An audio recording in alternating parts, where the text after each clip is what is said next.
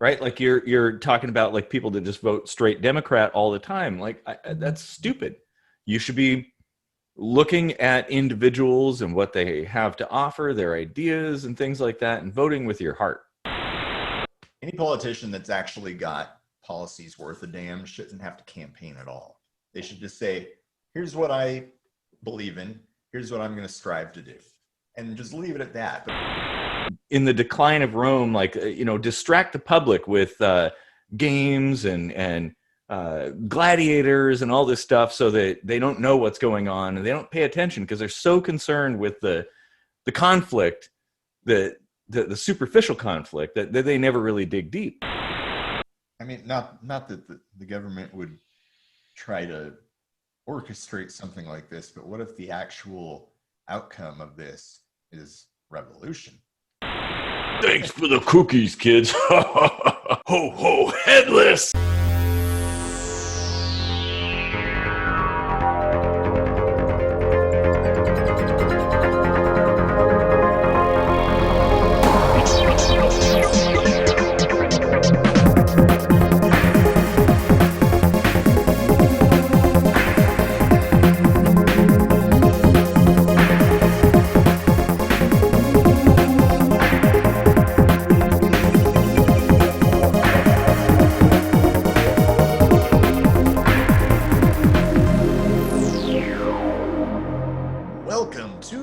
Kitchen Sink Microscopy. I'm Casey Rochford, and how about you go and like and share this video and subscribe to the channel, or else. Or else what? Or else we'll cry. Or we'll send you a bill complete with like the helicopter delivery charge for $1,200. Oh man, we'll have to explain that someday. Anyway, I'm Eric Rosenblatt, and don't forget we write our own music. It's available on iTunes and Spotify and such places. And stick around to the end of the episode because we'll play a portion of one of our songs. So yeah, and if you're feeling adventurous, check out our website at ksmvidcast.com for news, information, and more. And Casey, I just noticed like your place is looking a little bit like empty. Oh, yeah. What happened to all your stuff? I'm packing up and moving back to Washington. Ooh. Yeah. It's things with my mom and stuff and her health. I figured I adventured out here for like 4 months, and it's time to come back. All right, but fair enough. Yeah, I mean it's a crazy time to be packing up and moving with the weather getting colder and stuff and darker. Yeah, my night vision's not what it was in my old age. Hence why I call you old man, even though you're like almost a decade younger than me. But that's a Deep Space Nine kind of thing. Like, yeah, yeah, and like this particular time of year, it's like I was thinking of doing the whole early voting thing, but I've just been so busy with packing and everything. But honestly, like I didn't really feel like voting was going to do me any good anyway. Just because, like, I mean, I hate Trump. I don't want to see Trump again, but I really don't dig Biden either. And just like my integrity just tells me like, I just can't do it. I just can't vote for him, like, yeah. And that got me thinking, like, do you think there was a conspiracy to push Biden on us in order to get Trump back? Like, ooh, do you think the DNC and the RNC are really just playing the same game and pretending like they hate each other? And here's what led to my thinking of this. But wait, hold on. I'm gonna need some more beer for this one. So yeah, I came up with this kind of conspiracy theory thinking like, what if this was a long game? You know, like what if they really wanted Trump in there a long time ago and have been kind of building towards that, right? Yeah. So you remember toward the end of Obama's presidency, Donald Trump started like for some reason getting really politically loud. You know, he was this reality TV show guy at that point, you know. Yeah, just like a business guy and property owner and kind of, just minor celebrity running around flashing cash and gold toilets and stuff, but Yeah. never politics for the most part. And he joked around about running for president, but he didn't. Yeah. And then 2016 came around and he was like, yeah, I think I'm going to run for president. And I remember Biden had recently lost his son, so it was up in the air whether or not he was going to run or not. But Clinton was in the game, and Bernie Sanders was in the game, and I remember a lot of people being like, "Please, no, we don't want Biden to run. Like he's just going to muck everything up." And so he didn't. And then when this particular election started rolling around, I remember a lot of people were echoing that sentiment. They're like, "Oh, please don't. I really hope Biden doesn't run because he's kind of lackluster, Yeah. And then he did run, and he was doing really terribly, and he was like fumbling in debates, and he was polling really really terribly, and Especially compared to Bernie Sanders. On the DNC side, Bernie Sanders was kind of like the top dog, yeah, as previously too, and he got shafted. yeah, Yeah. and that's the thing. It's like we had a guy that lots of people liked that the vote blue no matter who would have gone for because no matter who, right? Mm-hmm. But there's lots of people that are like, I just can't vote for Biden. I hate Biden, like. And Yeah. then there's also people that are kind of apathetic, like, well, I guess Biden, but they might not vote because they might be like, well, I don't really like him anyway. But and there's a lot of people now. Keep in mind, I don't really follow politics too closely. I mean, I pay attention from a distance, I guess. We're not going to play that one song, but yeah, like I think there's also another camp that wants to vote for Biden because they don't like Trump, right? It's kind of like it's not they're voting for Biden, it's they're voting against Trump, which to me seems kind of a shitty way Yeah. to politic, I guess. Um, But it's also like Biden is super super hated on the Republican side, and there were a lot of Republicans that actually liked Bernie Sanders. yeah. So it feels to me like the DNC wanted to lose.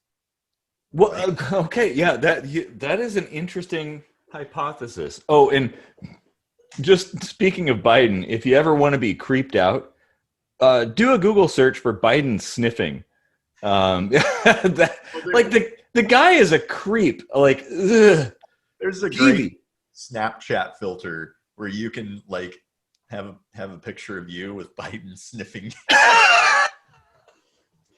Oh my god! Of course there is. Oh man. Oh yeah. That it's just like how you and I think we've talked about this before, but it's like imagine this, like this country, right? Like 330 million plus people in this country, and Trump and Biden are like the best we have. Like those are the best. Are you kidding me? Like what is going on? Yeah, Uh, it's not about the best anymore. There's something eerie. There's something Ooh, under the maybe have surface. we play that song before? That might be a good one I to don't end. even have it anymore. I've got it, I think. But there's something going on uh, under the surface. I feel like because yeah, I mean, in the first 4 years, not even just recently, but like before he was even campaigning for 2020, Trump was talking about removing term limits and stuff like that. And this should be lighting a fire under the DNC's ass. They should be like, hey, we're about to lose our democracy. But yet they go and push the weakest candidate they had on us. Like, he did so terribly in the first three. Statistically speaking, no one has ever done that poorly and won the presidency, much less the nomination of the DNC. And I think that does definitely raise some questions about, like, is this intentional? Is the goal to actually lose this election cycle? Because, look, Biden is not a popular guy. And then on top of that, he picks as his VP, like, the worst possible person for this particular time frame. Like, you got BLM and all this stuff, like defund the police, and then Kamala Harris. Really? Yeah. That's the choice. Really? Like, at that point, I was like, okay, I kind of thought the way you did. Like, they want to lose. Well, yeah, that's like kind of the one issue. Like, a lot of people are like a one issue voter in certain cases. And if I had to be, like, 2020, that would be my issue is the police. But now we're faced with a guy who wants to make the punishments harsher if you mess with the police, and that's Trump. Or you have Biden, who kind of wants to just leave everything status quo and leave it alone and leave the police the way they are. And it's like, I feel horrible for Black people because they have no player in the game, really. Like, when it comes to their lives and their safety. And it's not just Black people, but like that, there's a huge spotlight on that right now with Black Lives Matter and I mean, especially you're talking like a prosecutor that's put a bunch of Black people in prison. And the guy that made the laws that made that possible. I mean, that is interesting. Man, ooh. But I mean, for me, as somebody who's kind of an outsider, shall we say, both of those choices look really, really awful.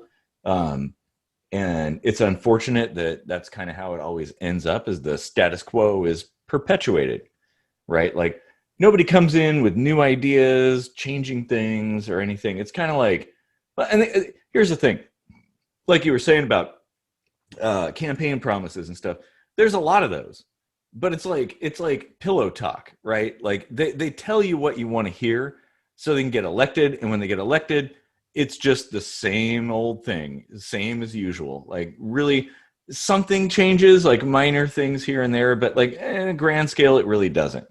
And so I kind of take those kind of promises with a grain of salt. Like, I really, it's sort of like I equate it to, you're running for class president in high school or something. You're saying, oh yeah, we're gonna have like Cheetos at lunch, and we're gonna have 2-hour breaks in between classes and stuff. Yeah, you could say whatever you want, but it's never actually going to happen, because behind you is this huge bureaucracy that is like a mountain that you can't move. And not that that's necessarily a bad thing, because you don't want one person calling every shot, right? And so True. it's always been political theater.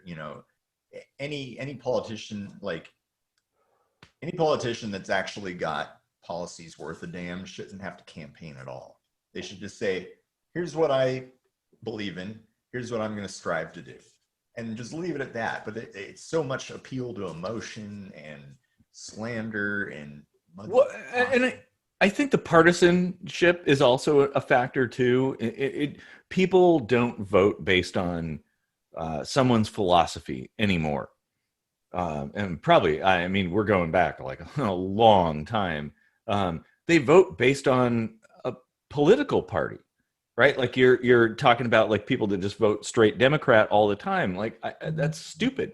You should be looking at individuals and what they have to offer, their ideas and things like that, and voting with your heart, I guess, or your mind at least. And unfortunately, few people do that, and unfortunately, the system has gotten to this point where you can't really do that, I guess. Well, I mean, you can, but there's such a push for the political party that nobody from the outside ever gets in, right? Have we ever had a third party candidate win in the last like 100 years? Like as a president, I mean, we've had a few people in Congress and things like that. That does happen here and there, but like for the It's most part, it's never happened for president, and that's built yeah. into the whole electoral college thing. Which, Yeah, exactly. And I mean, I don't want to go in down the path of you know philosophizing about exactly how we could create a better system, but I have some ideas. I mean, considering we're kind of like talking about this whole conspiracy that, which I think is actually rather interesting. Um, like I think there is some kind of I don't want to call it like a conspiracy, but I think there's a system in place that uh, manipulates the masses. That it exists however you vote, right? Whoever is president, whoever is in Congress, it's irrelevant. And so a lot of this is just a game, I suppose. The more you look into it, the two major parties, the blue and the red team, like they're not as at odds as most people would believe. If you dive deep into it and look, like they kind of work together behind the scenes. But they put on a show in public, right? So everybody gets all, oh yeah. And I feel like this is kind of like in Rome, you in the decline of Rome, like distract the public with games and gladiators and all this stuff, so that they don't know what's going on and they don't pay attention because they're so concerned with the conflict, that the superficial conflict, that they never really dig deep and never discover what's going on behind the scenes, and that the easier to manipulate you with, my dear, I guess. I don't know what the DNC would get out of it, because I mean, unless they are just one big happy family behind the curtain. But here's the other suspicious thing, is that I just saw an article about how Walmart has decided to stop selling guns until after the election. Ooh. For fear of insurgency and all that stuff, because there's been a lot of like alt-right people, like like trying to kidnap that governor and stuff like that, and threatening to kill Democrats at the voting booths and stuff. So there's been a lot of crazy stuff like that. But there's also been, since the beginning of the COVID-19 pandemic, a gun shortage. And it's like, how is there still a shortage? There's more guns. There's more guns than people in America. People can't really be panic buying up that many guns for 8 months. There's probably several reasons. I mean, the COVID thing really opened people's eyes. They thought like, oh my God, basically it turned everybody into a prepper. And if you didn't have a gun, you went and bought one. So lots of people did that. And there's this effect, like the toilet paper thing. I guess from here on out, I'm going to call it the toilet paper effect, where you see but we have things, toilet paper now. Yeah, but you see things leaving the shelves. The shelves are empty, and you're like, oh my God, I don't need a gun, but I'm going to buy one because they're going away, right? Like you think, oh, I have enough toilet paper, but oh shit, we're going to run out soon. I better buy like 2 more packages, And if it's not just guns, it's ammo too. Yeah. Actually, there's more than enough guns to go around, but putting ammunition in that gun is rather difficult. I don't know if you've been in any sporting goods store lately, but the shelves are bare. There is ammo, but it's for like very weird, obscure calibers that like nobody has. If you want any of the popular stuff like 9mm, 357, 45, 223, all that, 762 by, the AK ammo or anything like that, like it's all gone. Yeah, you police your brass and make your own bullets. Well, that's true. That is a possibility. But even reloading supplies have been drying up too. So I don't know. I think it's just panic. Like I think people are thinking something's coming down. My point is, though, we have toilet paper now. The panic has subsided. Why don't we have guns now? Why don't we have ammunition yet?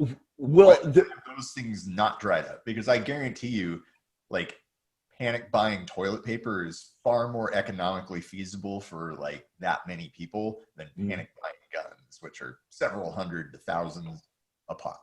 Well, here's the thing. There's a lot more manufacturing of toilet paper. They make many, many more rolls of toilet paper than they make guns. Because typically, historically, only a few people purchase guns here and there, purchase ammo here and there, but it wasn't like something you would go through as quickly as toilet paper. So, the production of toilet paper is far in excess of the production of firearms. And then there's no regulations around toilet paper, honestly. Like, in my opinion, it should be 2-ply or nothing. But, when it comes to firearms, it's a lot more complex. There's a lot of details and paperwork that has to go on. So it's not something that's quick to adjust to fluctuations of supply and demand.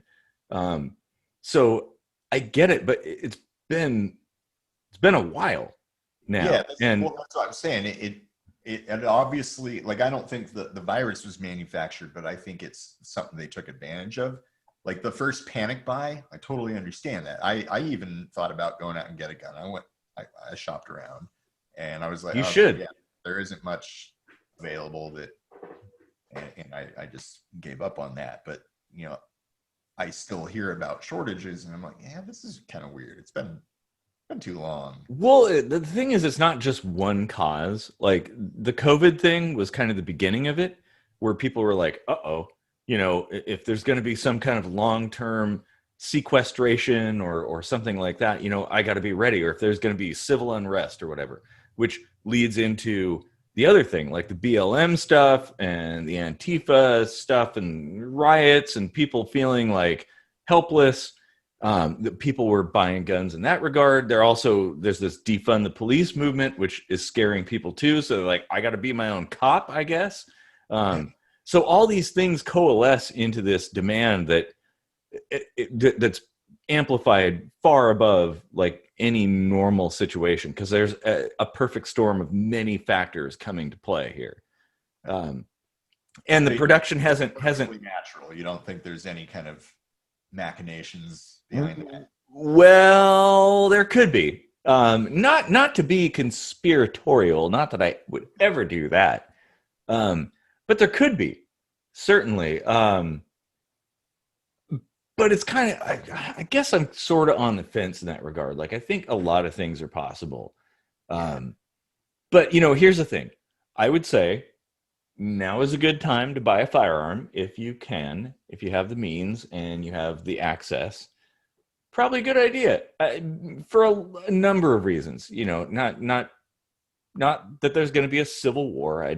We talked about that last time, which I actually do want to talk about again, because I think there were some things that, like, there's a lot there that, well, in fact, I guess this kind of ties in, because there's a lot of people that think that this particular presidential election could result in a civil war.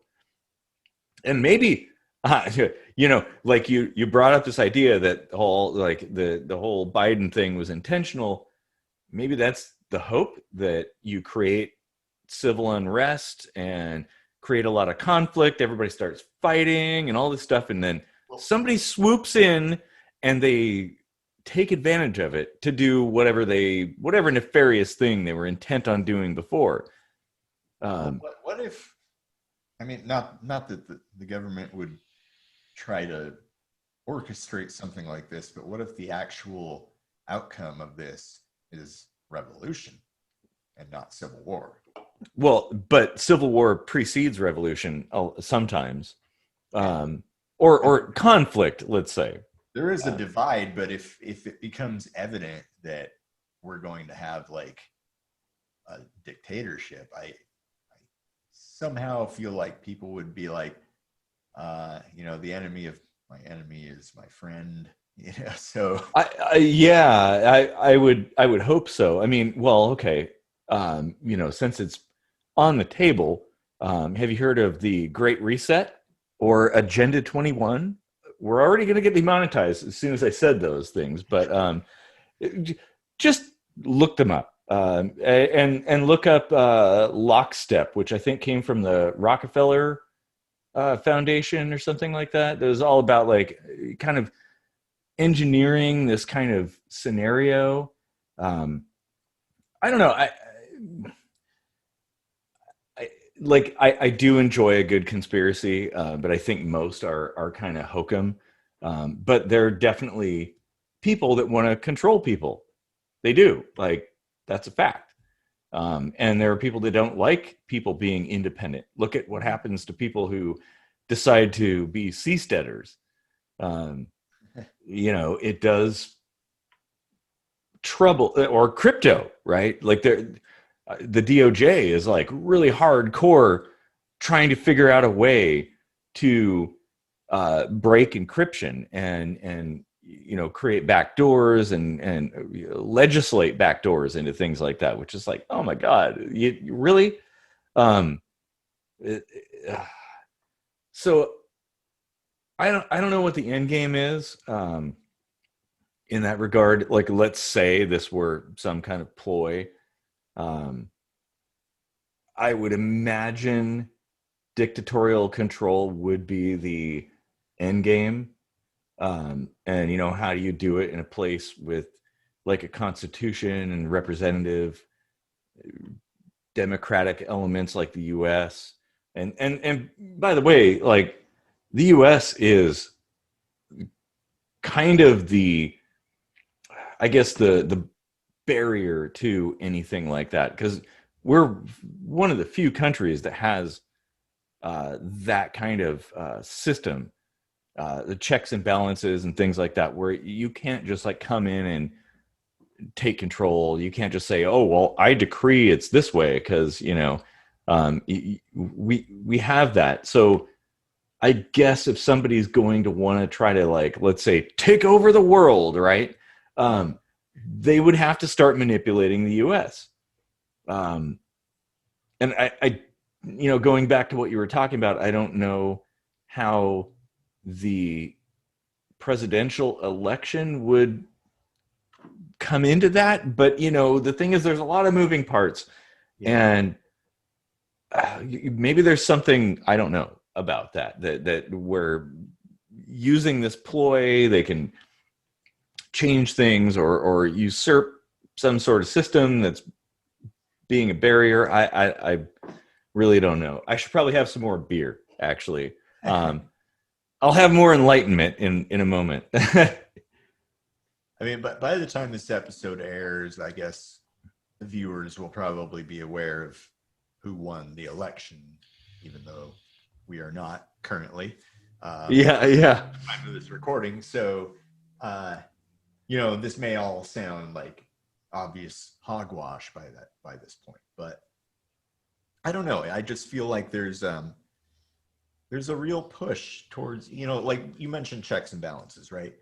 I see a push from both sides to shift the majorities in the Senate and in the House and in the judges and stuff like that to all be on the red or the blue team, so that they can all get them, like. And I mean, this has happened before where there's been a Democrat president with a Democratic majority or whatever. Yeah. And like the world didn't fall apart or whatever. But it feels like it could, if that situation were repeated, especially with a madman like Trump in power, Well, because and then he would have power. imagine unchecked power. Imagine, however you feel about Trump, imagine somebody who's very much a totalitarian kind of person, like not just passive or saying some random stuff on Twitter that gets people triggered, but I mean like seriously, Kim Jong Il type of guy, or Stalin or something, killing 100,000 people who don't agree. Like that could happen. And the thing is, Yeah. we had a system a long time ago that was supposed to kind of thwart that. But now things are so complex, and so like the government is so powerful that I actually do fear those kinds of things, because the we have no rights. I'll just say that. Like, you have the Bill of Rights, but it's bullshit. Like, all that stuff is gone, every last bit of it, except the Third Amendment. But we've yet to see that. So but I feel like people are so hyper focused on a political actor, like somebody who's up there, whoever, the president, your representatives, or I don't know, governor or something like that, that they ignore the fact that the system now is such that if somebody literally crazy came in, like a power hungry killmonger kind of person came in, they totally could just use the system and take over. Like you said about the judges, the Supreme Court justices and stuff. Like, what the fuck? I have to say, because people get all crazy about that, like it's a partisan thing. It shouldn't be. The Supreme Court should be the least partisan thing. You should have people who are focused on the Constitution, on law, and things like that. They should not inject politics into it at all, whether it supports what you believe or not. It's important for people to be impartial, for those judges to be impartial and not put their own personal views into things and look at things from, I guess, a data standpoint, right? Like what the law says, the text of the law, and what the Constitution says and things. Because I think even if somebody, feels the way that you do, right, and supports the things that you support, having partisanship be a part of the judicial system is very, very dangerous. Like, it might make sense when it benefits you, but it could easily turn around and completely destroy you. So it's like, it has to be impartial, even if it is not convenient all the time. Yeah, I mean, I do agree with that, but it's also a bit like trying to say, this media channel is completely unbiased. It's impossible. No, you're right. Yeah, I mean, but at least the attempt should be made, right? Yeah. There shouldn't be, no judge should be seen as partisan. You should be seen as a good judge or a bad judge, right? Like, you're good at putting aside your own viewpoint and analyzing a particular case based on the law and the Constitution and stuff. That makes you a good judge. Yeah. But that's last one that they rushed in, that Amy Coney Barrett or whatever. She's been a judge 2 years. Yeah, I mean, but that's the whole thing. Like, that's the problem. Yeah. That it's a partisan thing. Like, and we've gotten to that point, and I fear that somebody might genuinely take advantage of how fucked up the system is and how corrupt it is. Like, basically, if you just have money and connections, you can manipulate the entire system. I don't mean the US, I mean the whole world. So there is that. I mean, the fact that it hasn't happened yet is kind of phenomenal in my view. Yeah. We kind of do rule the world, if you think about it. Yeah, the U.S. Well, that was my point earlier that if you want to control the world, you have to control the U.S. So, man, this is like super conspiratorial, but but not wackadoodle conspiracy. It's this logical conspiracy. Plausible, yeah. Yeah. And so just briefly, I think I want to go back to this whole idea of a civil war, because we had talked about that earlier, like a war of ideology and words and things like that. And there are people who think that it's going to be like a hot war, right? Like there's going to be dudes with guns, probably chicks with guns, like machine guns, like pew pew pew, in the streets. Like I don't see that happening, but I over the last like week or so, I thought about this, and I thought, like, I see the outcome of, I don't want to call it civil war, but like civil conflict in the U.S. resulting in balkanization. Like if you talk to people, well, first off, most people are pretty similar in a lot of their personal views, like I guess philosophical views. But when it comes to politics, people are very divided, and they're willing to fight in the streets, like defriend people over this kind of thing. And I see that possibly splitting this country into many smaller countries. And honestly, I think that's a good thing. Maybe this place is too big for the diversity of viewpoints that we have, and the we're so at odds with each other. Like maybe we need to separate somehow. I mean, that would be the peaceful solution, right? Just like, hey, all right, well, here's my quadrant. You get that, and you get this over here, and you get that over there, and There's some talk of changing state lines already. really, I haven't read into it yet, but I heard something about that. well, California, for instance, is one of those states that is like, when you look at it as a state, right, and you look at its like voting history, it's very blue. But like if you look at it regionally, it's not. And it's like, well, what about all those people in Northern California? They just get the shaft. Same thing with Washington, where, well, you're about to live now too. Western Washington tends to be kind of like, for the most part, Democrat leaning, but then Eastern Washington's not. It's more Republican leaning.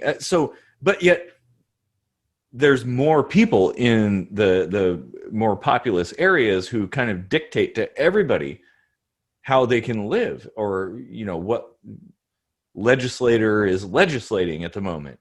And I see that as a problem, because there's going to be resentment.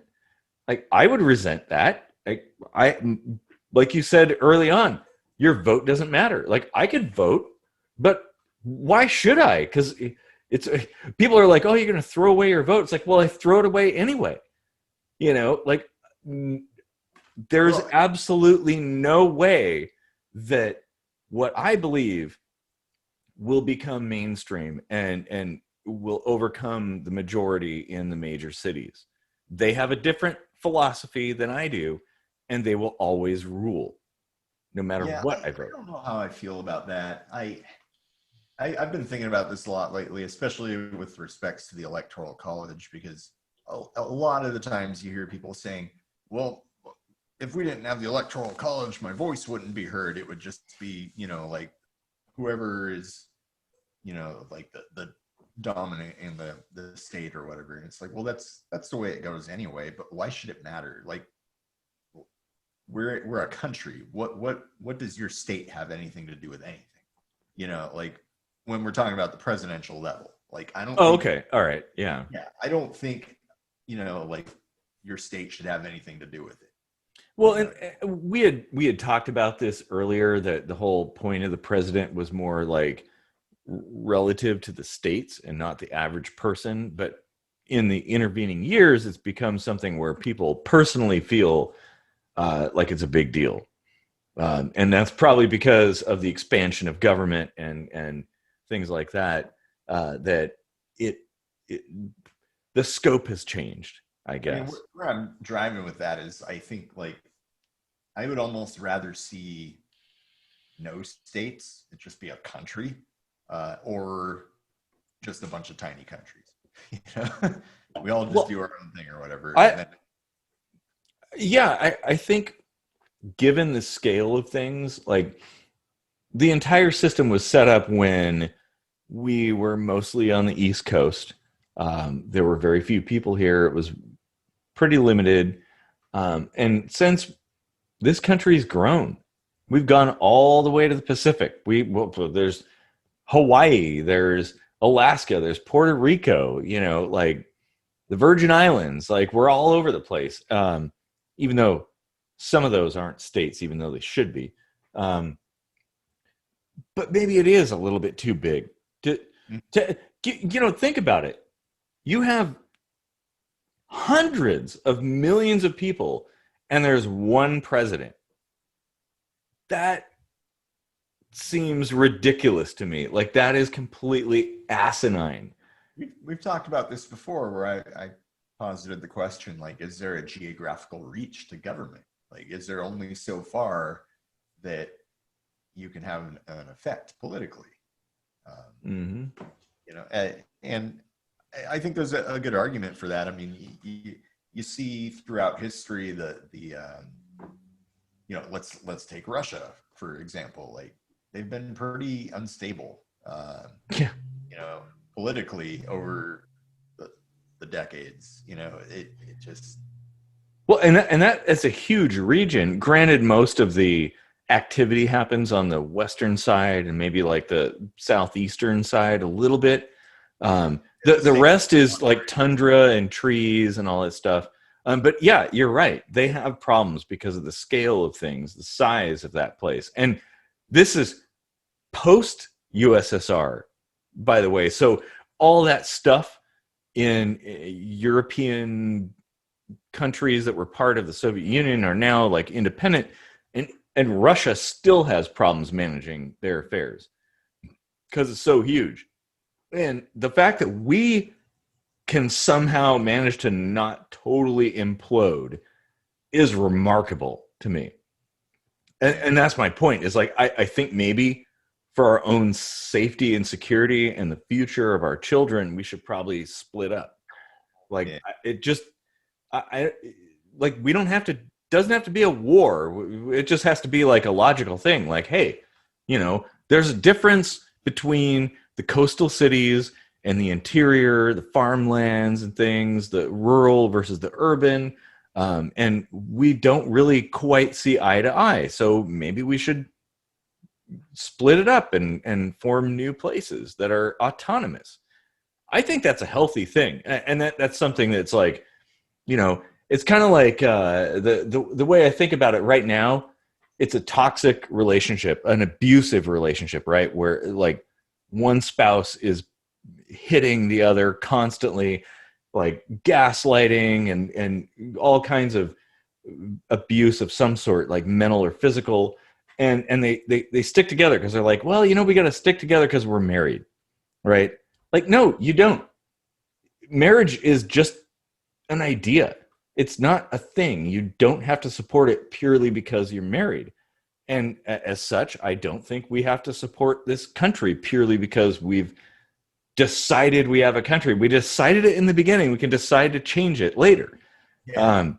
And especially if there's going to be a conflict, like if there's actually going to be people shooting each other in the streets, I don't want that. I hate war. Like I abhor that. I want to see some kind of peaceful resolution. I think like let people live, right? I don't care what anybody over there does as long as you're not doing it to me. So and I would hope that those over there would, give me the same grace. Well, this has shifted a little more political, but going back to the conspiracy, there's another thing that I've heard brewing around. Like, what do you think this is driving toward, a one world government? Ooh, well, I did bring up some of that stuff like Agenda 21 and stuff. I have no Um, idea. well, it's something people should Google. Like, well, there's actually like a huge rabbit hole down there. And just before you do it, put your tinfoil hat on. You're going to be like crazy by the time you come out of it. But just keep your head on. That's all I got to say. You know, use some reason, stay calm. Maybe it's not so crazy. Um, I think there are. I don't. So the thing is, like all conspiracy theories, I don't think there's some kind of dark cabal that's working together, mustache twirling, like, hey, we're gonna take over the world. Like maybe there are a few people. There are definitely some who would want that, and when you get into certain positions, like if you haven't worked a day in your life and you've just been working in government or some kind of nonprofit organizations or political organizations or whatever, like you start to see things differently, and uh, there are people who want that, and work towards that, um, and the Star Trek fan in me thinks that that's a good thing, but it only thinks that's a good thing if it's uh, A outwardly benevolent. facing. Yeah. Yeah, like we've met the Vulcans and the Andorians and stuff, right? And we're like, hey, you know what? We're one world. Let's figure this out. But we haven't gone there yet. And um, this is the thing, the problem I have with some of this stuff. When you look at it, it isn't some kind of hippie peacenik kind of peace stuff. It's more like totalitarian control. It's like, this is the way that we want people to behave. This is the world that we want. And anybody who thinks differently can't be a part of that. And I have a problem with that, like, because that's a one size fits all solution. That's bullshit. It's the same thing with education. You cannot have that because people are individuals. They have their own experiences, their own wants and needs and dreams and goals and things like that. Um, so this idea that there's going to be some kind of one size fits all, like everybody lives in the same cardboard box, except us, because we're the elites.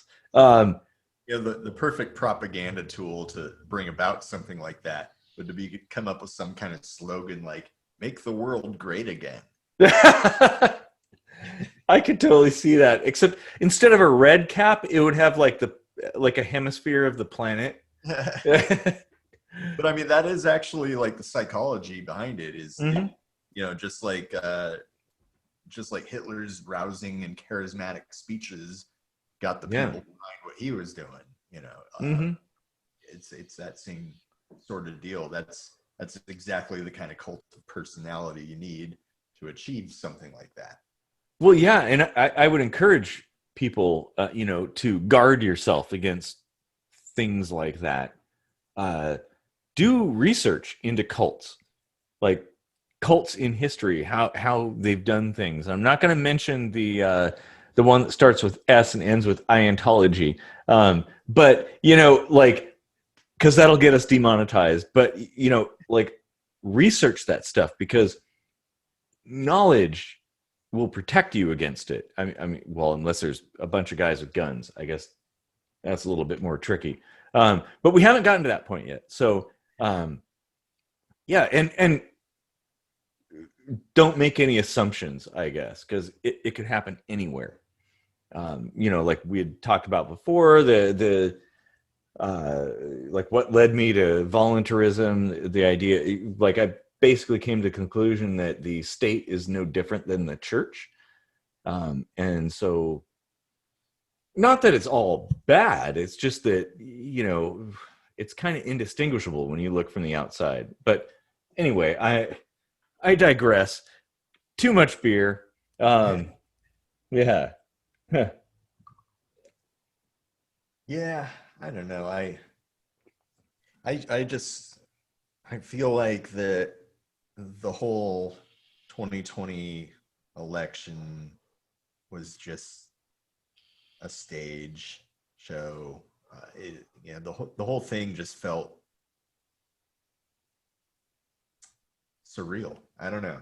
I totally agree. Like, and I'm not like a political person, and I'm like, I guess I could see Trump as like an anomaly, some weird thing that happens once in a while, like, but to choose Biden of all people, and like the thing is, when somebody like Bernie Sanders has so much traction, so much support, and he like gets usurped by Biden, that is a little bit weird.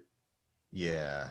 And it does make me feel like a lot of this is some kind of circus show, right? Like it's something they're like, it's like a Pop and Judy kind of thing, or Punch and Judy. Sorry, too much beer. But it's a little show to kind of distract you, pay no attention to the man behind the curtain kind of thing. Yeah. And well, I mean, it's like, troubling. yeah, it's just all the weird shit that people would say about, like, basically their front runner. Like, people, like, the voting constituency would be like, he's unelectable, and meanwhile the unelectable Donald Trump is already president. Mm-hmm. And he's too old, but they want to go for the guy who's just like 1 year younger than him. Like, Yeah. what? Yeah, exactly. Well, too old. He's like a and that does kind of like call into question the entire process of choosing a candidate. And to me, I look at it and I'm like, well, why can't you have like 10 Democrats running? Because there were actually like quite a few people that were fairly popular. Why does it have to somehow narrow down to one person? What is this, like the UFC or something? Like, I don't get it. Like, why can't you just have a bunch of people running? Like, can you have like two people running as Democrat that are different in their philosophies? I'd be all for that. Like, yeah, why not? Yeah, Same thing. Choices. Yeah, all parties, honestly. People are fucking brainwashed into thinking that that's going to hand all the votes over to the evil guy. Whoever they choose that to be. Well, and it was like, oh, pick the lesser of two evils. They're all fucking evil. They're all terrible. Everybody is a piece of dog shit. Yeah. Like, really? I mean, okay, there have been a few presidents that have been like okay in the past, but like, you can't tell me this is the best you have to offer. We don't have Stephen Hawking anymore, but I mean, you got somebody like Stephen Hawking, and you're going to be like Donald Trump. Like, yeah, that I don't get that. Yeah. It just brings up the idea that politics is a popularity contest. It's a show. It isn't anything with any substance. Yet people, like, there are people who like have heart attacks over who's elected for president. Like, good God, man, people who scream and like break things and stuff like that because of that. There really should be like a psychological evaluation before you can even put your name in for running for president. Because I mean, it's a stressful job, right? So it kind of makes sense to evaluate whether or not a person can handle it, how they react under stress, and do they have delusions, or delusions of grandeur, to quote Star Wars. They have empathy. Well, yeah, and I mean, I would argue the problem isn't whether somebody is competent. The problem is that position has too much power. That is the issue. That it's one person. I mean, you could say there's two, but it's essentially one person that holds all the cards in their hands. for 330 million people. And that's a problem. Like, maybe it's too powerful. Maybe it's time to like kind of rein in exactly what the president can do. I would think the president should be a representative of the country, you know, maybe somebody that coordinates with the states and then represents the country internationally, but that's about it. Like, they don't get any other big things. But then again, it wouldn't be like a grand political theatrical performance if it weren't that. Yeah, I mean, yeah, it really should just be a figurehead thing, much like the Queen of England or you know, kings and queens anywhere. Really, there's no existing monarchy, but there are still, you know, monarchies. Yeah, and they're kind of like more or less powerless, even though they technically have power. Like the Queen of England could basically say, "Hey, you guys over there, kill this guy," but she doesn't because, well, there would be consequences. But she could still do it. But anyway, yeah, like I just think the office of president is way too powerful. Maybe like multiple levels of the executive branch are far too powerful. Even Congress, right? Like there's so few people making big decisions that impact our lives daily. And yeah, that's no, troubling. I agree that there's not enough checks and balances, or the ones that we have in place are being skirted, and Mm-hmm. you know, things like executive orders are just total bullshit. And Well, yeah, and maybe we need more representatives. Like, why do we have so few people as top level representatives? appeal to tradition. Yeah, exactly. Like, you know what? We have the internet, by the way. Get with the 90s. We could actually do this. You could have, you know, like 10,000 people in the Senate and still make it work because the internet. Yeah. You know, if you have Windows 95, Oh, we but can make it happen. they for some reason can't convene the Senate during coronavirus because they can't do it remotely. Why not? Yeah. That's, Well, that's a bunch of yeah, like that's a problem too. Like adjusting to the times and being able to adapt to technological innovation and make changes. Wow, man, I feel like there's conspiracies that could emerge from this, but I'm gonna just have some more beer, I think. yeah. Hmm. This is actually like a really good topic, and like many topics, I feel like we could probably keep going. Like we'll have to come back to this, honestly. Maybe Mhm. we'll do like a post-election video or something, even though technically this one will be post-election, but we'll Yeah. do one where our future selves will be experiencing the post-election world and we can comment on it. Because right now this is pre-election. We should just MST3K our own video and Like, you idiot. Oh man. we're like, whoa, look, I totally predicted that would happen.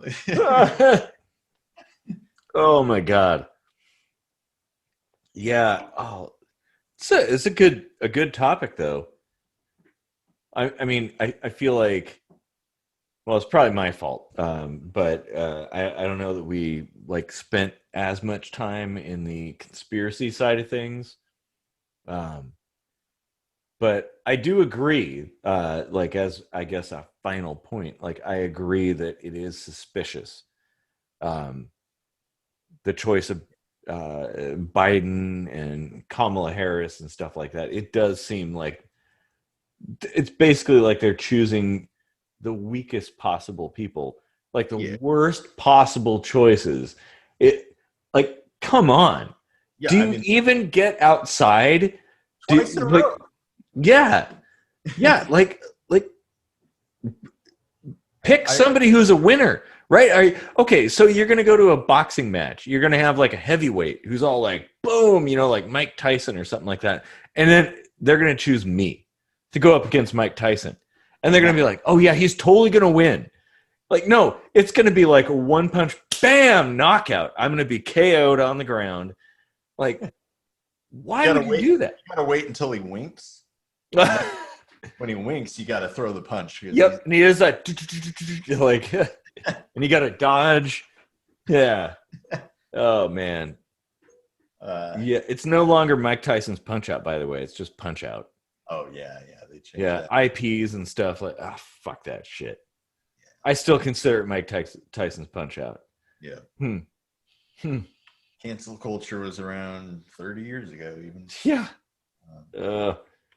Oh man. Yeah, two elections in a row, the DNC is screwed up. After 2016, a lot of people were like, "There's no way they're gonna do this shit again," and then they did it. Yeah. They're like, "Hey, let's fuck over Bernie Sanders," and Yeah. Well, and it's happened on the Republican side too. Ron Paul is a good example of that. Like, they don't pick people that are actually popular, which does kind of bring up the point, like, are they actually representing people? If yeah, well, I mean, I guess that's a rhetorical question, but it's something that one should be asking themselves, right? Like, does this person actually represent me?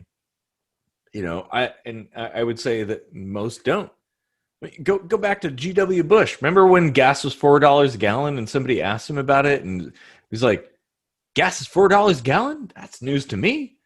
Like, yeah, it's ivory tower effect, right? Like, they're in some kind of bubble where they're isolated from the real world, and how in that way can you possibly be a true representative of the people if you don't even know what the average person is going through? If you don't know the gas is $4 a gallon, then you are not fit to lead, I guess. That's my thought. And like Trump or Biden or whatever, they're all millionaires, and they don't represent the majority of people. How many people are millionaires in this country? Like, well, actually, kind of a lot now. I think that's become like I've heard people say $1 million isn't really that much anymore. And I'm like, what? well, I guess that's inflation, which is going back to the Fed coin, which we should probably talk about at some point. But the thing is, like, a lot of people that vote for these people don't make that kind of money. They don't live in that world. And I would say philosophy is one aspect, but socioeconomic status is another.